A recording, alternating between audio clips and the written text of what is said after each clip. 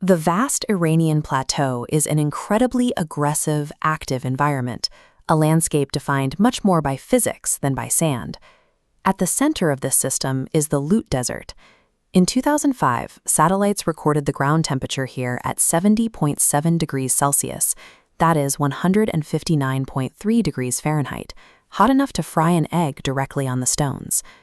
While we often associate deserts with heat, the scientific classification has nothing to do with temperature.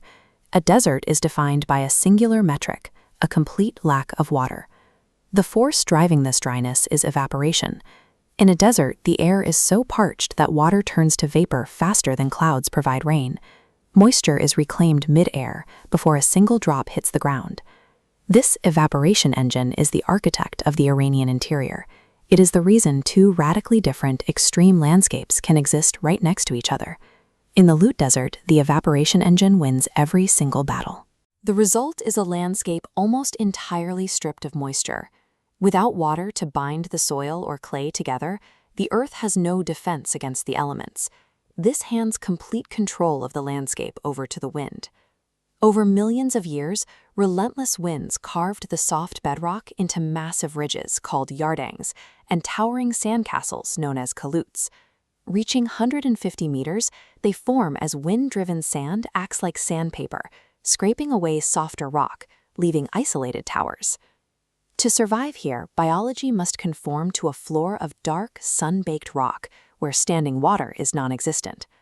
The toad-headed agama lizard survives by minimizing contact with the heat, darting across the scorching stones to reach tiny slivers of shade under the rocks.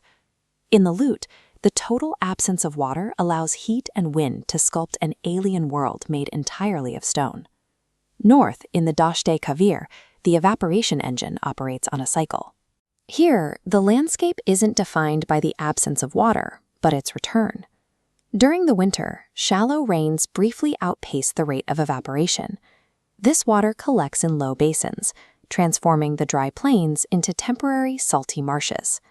This seasonal water supports a brief explosion of life, attracting flocks of pink flamingos and providing a rare hunting ground for the Asiatic cheetah.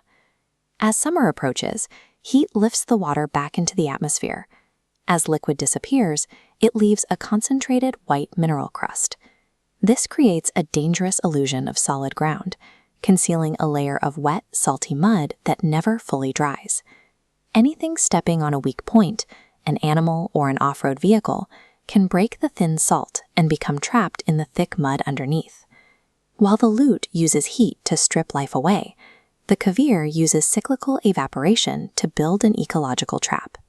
Establishing a permanent settlement here requires a way to protect water from a climate that is constantly trying to reclaim it.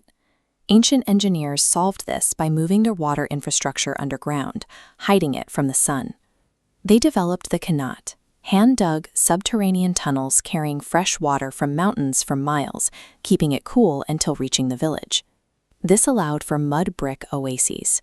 The thick earthen walls use their thermal mass to block out daytime heat, radiating warmth back during cold desert nights. Survival here wasn't about fighting the desert, it was about engineering a way to bypass the evaporation engine entirely.